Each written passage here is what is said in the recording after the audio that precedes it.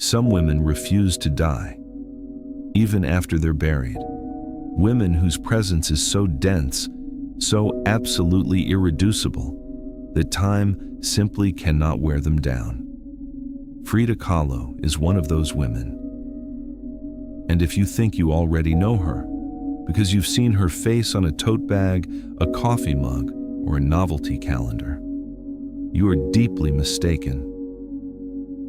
The Frida the world consumes as a pop icon is barely the shadow of the real woman. The Frida who survived an accident that shattered her spine, who painted with her body locked inside a plaster cast, who loved with an intensity that scorched everything in its path, including herself, and who transformed her own pain into a visual language so powerful that decades after her death, we still stop in front of her paintings and ask ourselves what it really means to be human. This is not the story of a victim, and it's not the story of a secular feminist saint either. It's the story of a contradictory, passionate, vengeful, tender, politically fierce, and deeply clear-eyed woman who used art not to decorate walls, but to bleed with dignity in front of the world. In this story, we're going to strip away the flower crown and the famous eyebrow to find the woman beneath the myth, the girl who survived polio, the body that survived the bus, the heart that survived Diego Rivera. Barely. Welcome to the story of the Tijuana, the definitive portrait of the woman who painted her own suffering with more honesty than any other artist of the 20th century. Before we go any further, take a moment to like this video and subscribe. Leave a comment letting us know where you're listening from and what time it is for you. I'm Art in Ashes, and my goal is for this story to pull you under like a current, the kind that carries you somewhere you didn't expect to go. To understand Frida Kahlo, you first have to understand the soil she grew from. And that soil has a name, an address, and a very specific color. The Blue House of Coyoacán, on the outskirts of Mexico City, painted in an intense cobalt blue that seems to argue with the sun, with almost stubborn defiance. Coyoacán in 1907 was not the bohemian, tourist-friendly neighborhood it is today. It was a semi-rural town of cobblestone streets, flowering gardens, and colonial architecture that seemed to have decided the 20th century could wait. It was here, on July 6, 1907, that Magdalena Carmen Frida Kahlo Calderon was born. Though for years, she herself would insist she was born in 1910, the year of the outbreak of the Mexican Revolution, in a deliberate act of merging her personal history with the history of her country. That detail alone tells you everything about the woman she would become. Her father, Guillermo Kahlo, was a photographer of Hungarian-German origin who had emigrated to Mexico in the late 1800s. Guillermo was not an easy man. Epileptic, introverted, with a gaze his own photographs described better than any adjective. He had arrived in Mexico with nothing and built a respectable career photographing the country's colonial architecture. He was cultivated and sensitive, and his relationship with Frida would shape her worldview in ways that can't be overstated. Two souls who recognized each other in their fragility. Her mother, Matilde Calderon, was a woman of almost fierce Catholic faith, severe in character, and emotionally distant in a way Frida never fully decoded. Frida was the third of 4 daughters, but from the beginning, she was different. Not by choice, but because of what her body kept imposing on her, with almost systematic cruelty. At 6 years old, she contracted polio. The disease left her right leg permanently thinner and shorter than her left. The children in the neighborhood called her Peg Leg. Frida learned to disguise the limp with thick socks and a studied, casual walk, but the nickname left an emotional scar that took decades to heal, if it ever fully did. And yet, rather than pushing her toward bitterness, the polio had a paradoxical effect on her character. Her father refused to let his daughter become a passive invalid. He enrolled her in activities the doctors considered absurd for a girl in her condition: swimming, cycling, wrestling, soccer. Frida didn't just participate, she competed. And she won, frequently. Here, the core of her stubbornness began to form, the conviction that the body could be bent, but never definitively beaten. In 1922, Frida achieved something extraordinary for a woman of her time: a place at the National Preparatory School in Mexico City. Of the 2,000 students enrolled, only 35 were women. Frida was one of them. It was here that Frida encountered Diego Rivera for the first time. He was painting a mural in the school's main auditorium. Frida, 15 years old, watched him work with a mixture of fascination and irreverence that was already entirely her own. According to the story she later told, she stole the man's lunch, played pranks on him, and declared to her friends that this large, strange-looking man would one day be the father of her children. The prophecy took years to fulfill, and when it did, it turned out to be both the most beautiful and the most devastating thing Frida Kahlo would ever set in motion. But before Diego, before the love and the destruction that came with him, fate had something else in store for Frida Kahlo. Something that would change absolutely everything. September 17th, 1925, began as an ordinary day. An 18-year-old girl who had survived polio, who got good grades, who had a boyfriend, who read Schopenhauer at night, and who, with the luminous naivety of someone who doesn't yet know how much pain a human body can hold, believed that the future was a promise waiting to be kept. Frida and her boyfriend Alejandro Gomez Arias boarded a wooden bus near the San Juan market. It was the kind of vehicle that ran without proper maintenance, overloaded with passengers, slow and creaking. At some point along the route, the bus collided with an electric streetcar. The impact was brutal, instantaneous, and devastating.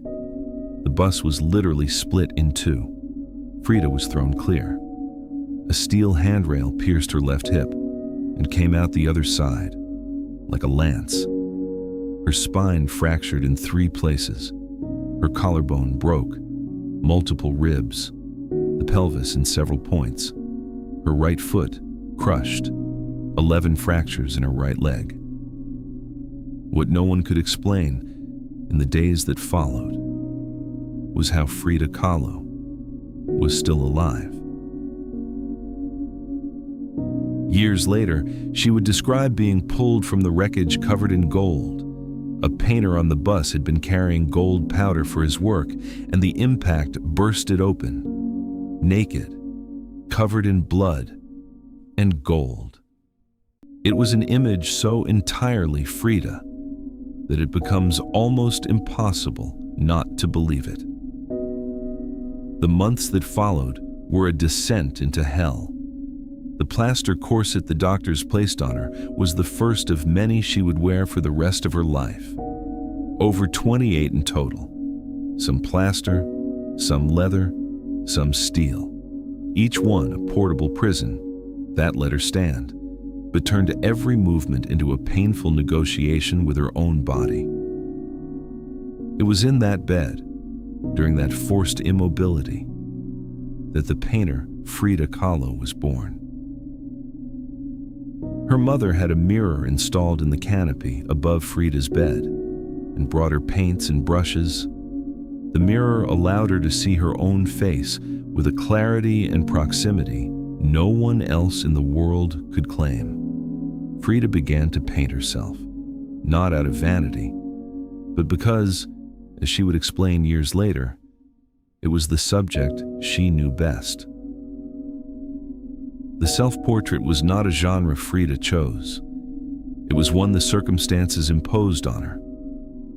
When the entire world shrinks to the perimeter of a bed, when the only territory pain allows you to explore is your own body and your own mind, painting becomes the only possible journey.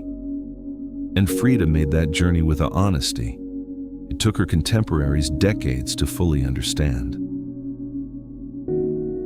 In 1928, Frida joined the Mexican Communist Party, and it was in that circle that fate, with its usual flair for the dramatic, placed Diego Rivera in front of her again. This time, Frida was not the adolescent who had stolen his lunch. She was a 21-year-old woman with a painting under her arm. His enthusiasm was immediate. The rest, as they say, is history. Though in the case of Frida and Diego, history turned out to be considerably more complicated than that reassuring phrase suggests. Diego Rivera in 1928 was the most powerful figure in Mexican art. 42 years old, over 200 pounds of energy and appetite, a muralist who turned walls into political manifestos, a man who devoured the world with the same voracity with which he painted it. Frida, 22 years old, married him in August of 1929 over the near-universal disapproval of her family. Her father described the union with the economy of a man who has thought about it carefully. It is a marriage between an elephant and a dove. Diego's infidelities began almost from the start of the marriage and never stopped.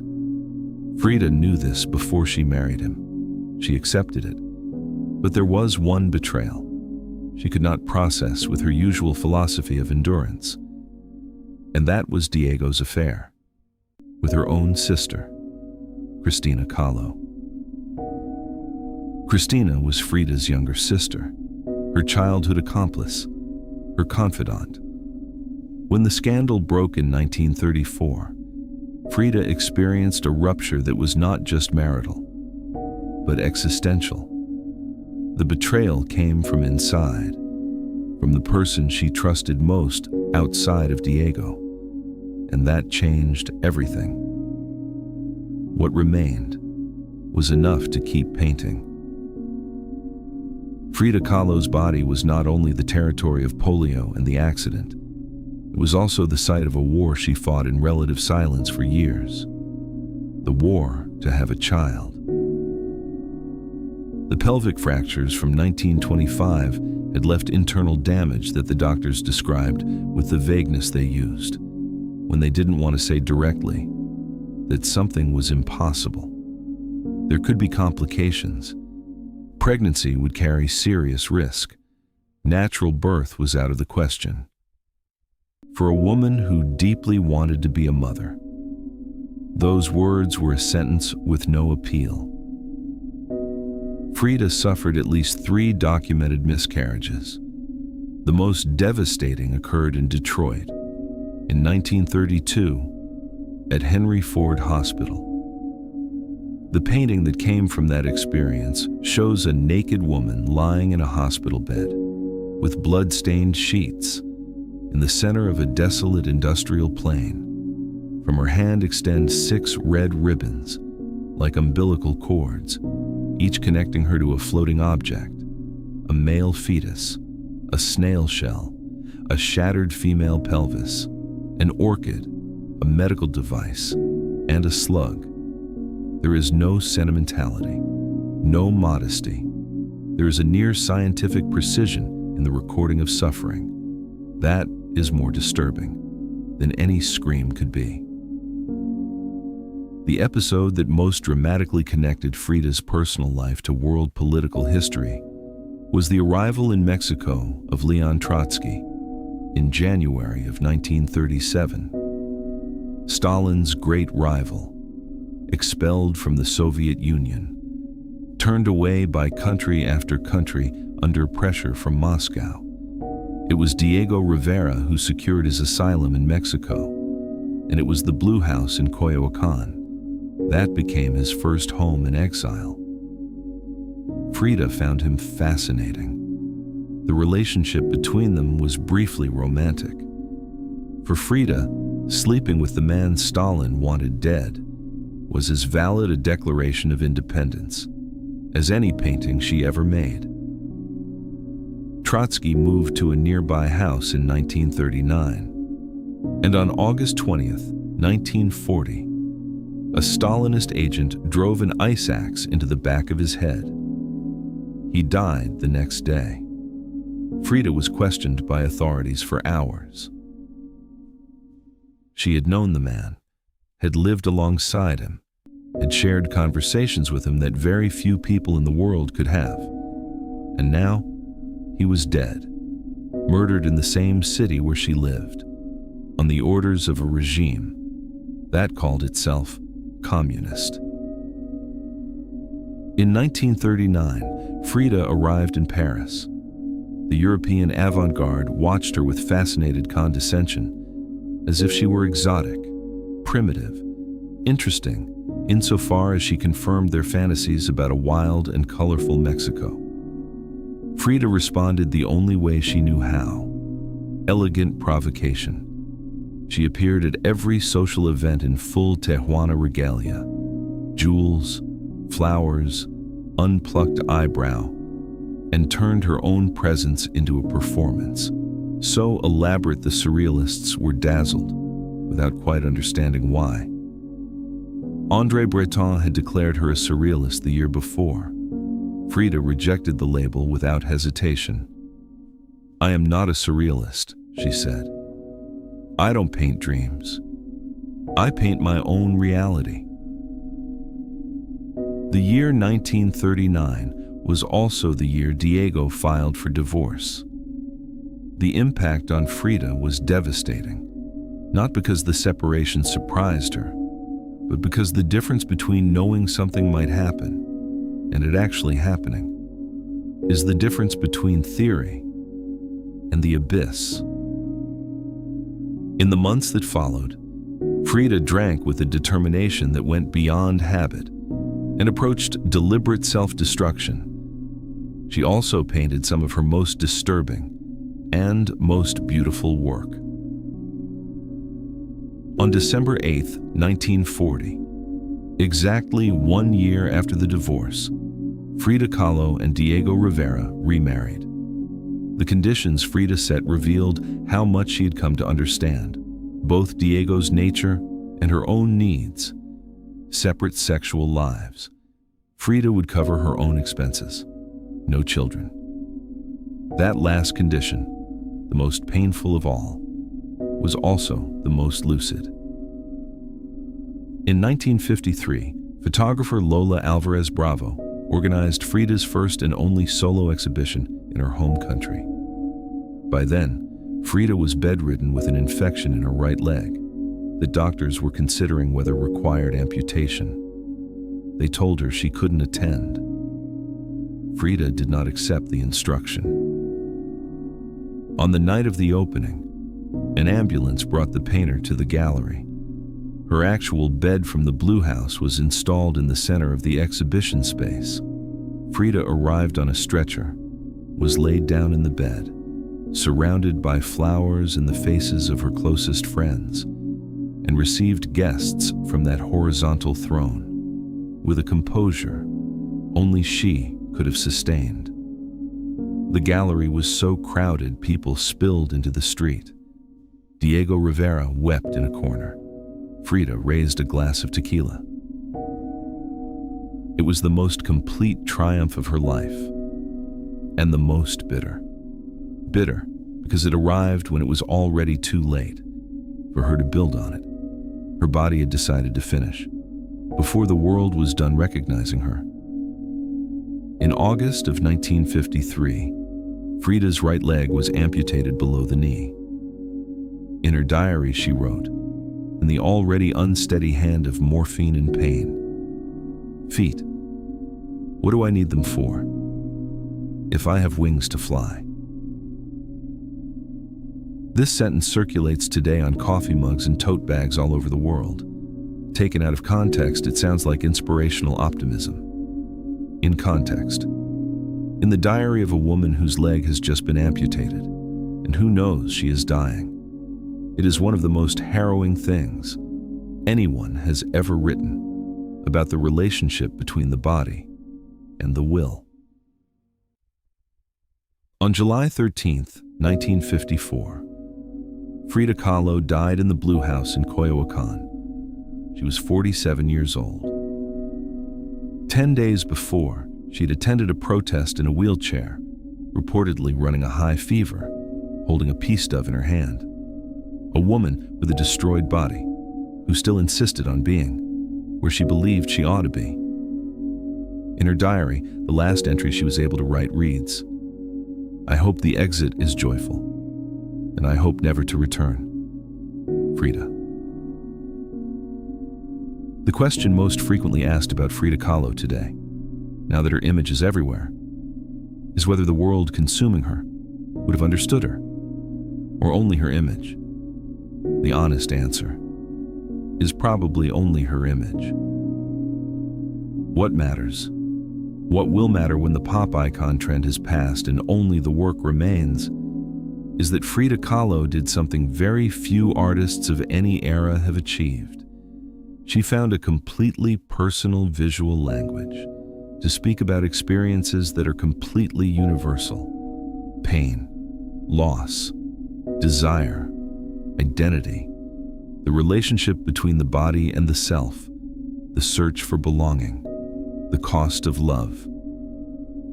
She painted these things without reassuring metaphors, without the veil of allegory that makes the unbearable bearable. She painted them head on, with her eyes open, with the precision of someone who knows that the only way to survive pain is to look at it directly.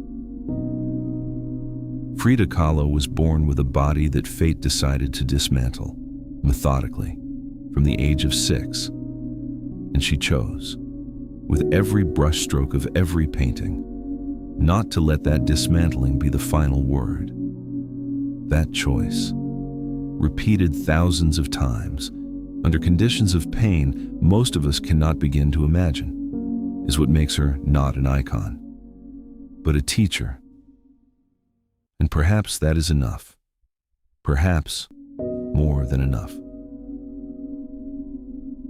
I hope this story has kept you company tonight, and that it has helped you find the real Frida, the one beneath the flowers and the famous eyebrow, and the paintings the world turned into merchandise. This is the story of a woman who never asked permission to exist, to love, to suffer, and to create, and who did all of it with an intensity that time, far from dimming, has only deepened. The Diary of Frida Kahlo is one of the most extraordinary documents in 20th century art. Not a diary in the conventional sense. No orderly dates. No linear narrative. It is something else entirely. A visual and verbal stream of consciousness, where text and image merge without hierarchy, where color carries as much weight as words, where the boundary between what happens outside and what happens inside dissolves completely. In its pages, sketches, color stains, fragments of poetry, political reflections, declarations of love to Diego, imaginary anatomies of the body, hallucinations induced by morphine, dreams, memories. It was not written to be published, which makes it, paradoxically, more honest than any work created with an audience in mind. Now, to understand why Frida Kahlo's art matters, truly matters, beyond the biography, beyond the myth. You have to resist the temptation to read it only as autobiography and dare to read it as something else entirely, as aesthetic proposition, as philosophical statement, as political act. Technically, Frida was self-taught, in the sense that she never completed a formal art education. But her knowledge of art history was solid, and her use of visual references was deliberate and deeply sophisticated. Her paintings are in dialogue with Mexican votive offerings, small tin paintings that devotees commissioned to document miracles or disasters, with the Flemish painting of the 15th century she knew through her father's books, with the European surrealism she resisted, but whose visual vocabulary she inevitably engaged, and with the pre-Columbian art she collected passionately. This layering of references is what makes her work so visually dense. Every Frida Kahlo painting is a palimpsest, a surface onto which multiple texts are written simultaneously. The superficial gaze sees the anecdote, the autobiographical pain, the flower in the hair. The slower gaze begins to see the layers of meaning that overlap, contradict, and enrich each other. Take The Broken Column, painted in 1944. Perhaps the painting that most directly addresses the relationship between the damaged body and the will to keep existing. Frida depicts herself with her torso open down the center, like a book, revealing inside it a cracked ionic column, fractured at multiple points. Her skin is pierced with nails. A leather and steel corset holds together what remains of the physical structure. The background is a cracked landscape that evokes both post-apocalyptic wastelands and the dry Mexican earth before the rains. And at the center of this collapse, Frida's face looks directly at the viewer, with an expression that is not quite suffering. It's something more complex that critics have tried to name in many ways, without ever quite landing. Dignity, perhaps, or the serenity of someone who's accepted the unacceptable without surrendering to it. What this painting proposes, beyond the medical autobiography that inspired it, is a meditation on the human condition, of a radicalism that very few artists of any era have been willing to sustain. The body as inhabited ruin, the will as the only thing that remains when everything else has collapsed, the gaze as the last unconquerable territory of the self. Her use of color deserves its own mention. Frida painted with a palette her contemporaries called excessive, and that we now read as profoundly Mexican, connected to the visual tradition of a country that doesn't fear color, that has built its public aesthetic around saturation and chromatic intensity. But color in her paintings is never arbitrary. The red of blood serves different functions in different canvases. The green of vegetation can be either fertility or threat. Black is mourning, but also elegance. The yellow of corn and indigenous skin is always an affirmation of belonging. And then there's the question of scale. Frida's paintings are small. Most of them could fit comfortably in a person's outstretched hands.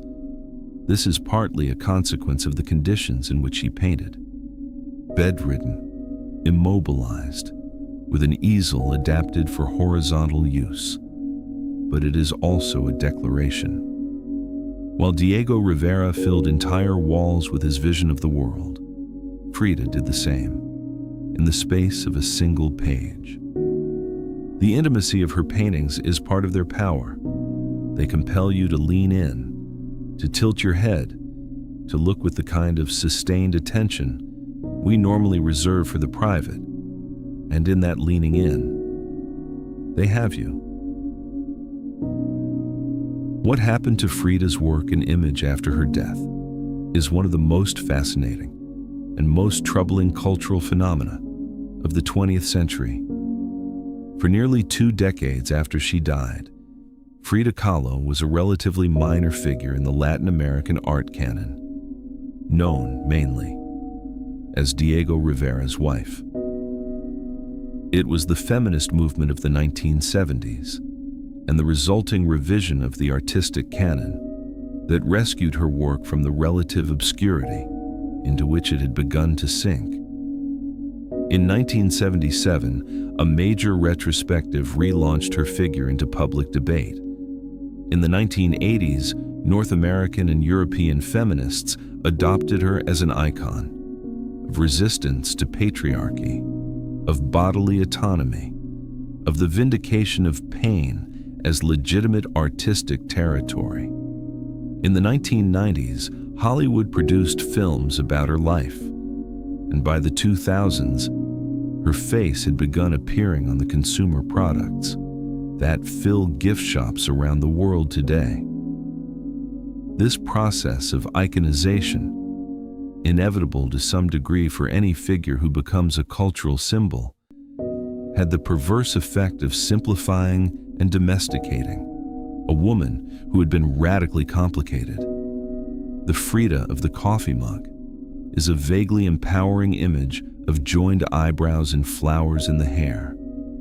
The real Frida was a committed Marxist, an unapologetically bisexual woman, a high-functioning alcoholic, and an artist of a technical and intellectual sophistication that art historians are still working to fully map.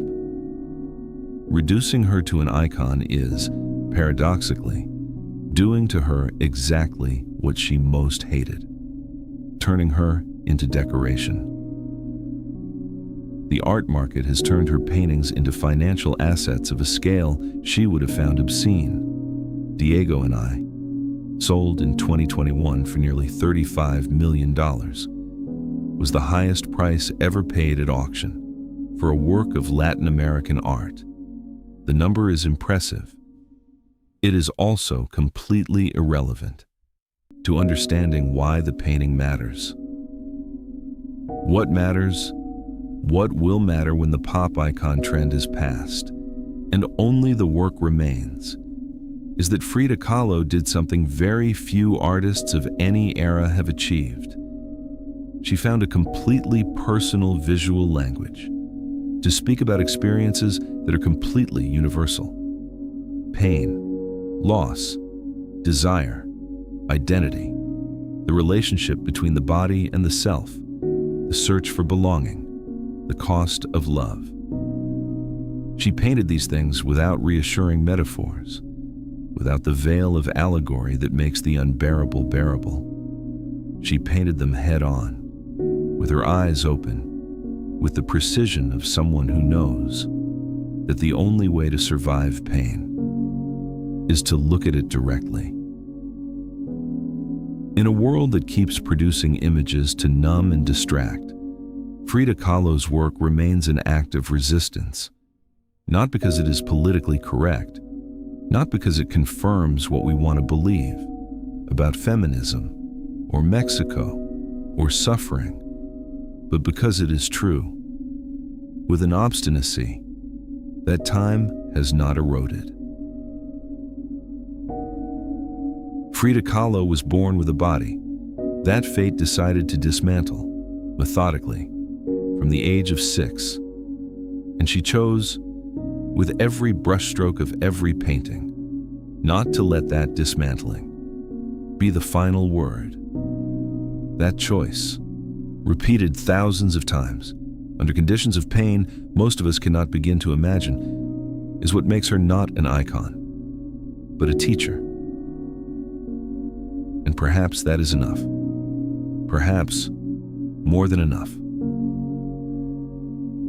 I hope this story has kept you company tonight, that it has helped you find the real Frida, the one beneath the flowers, and the famous eyebrow, and the paintings the world turned into merchandise. This is the story of a woman who never asked permission to exist, to love, to suffer, and to create, and who did all of it with an intensity. That time, far from dimming, has only deepened. This is Art and Ashes, your faithful companion for sleepless nights and late-night curiosity. If this story moved you, leave a like, subscribe, and let us know in the comments which part of Frida's life hit you hardest. Tell us what historical figure you'd like us to explore next. Every comment gets read. Thank you for listening. Until the next one.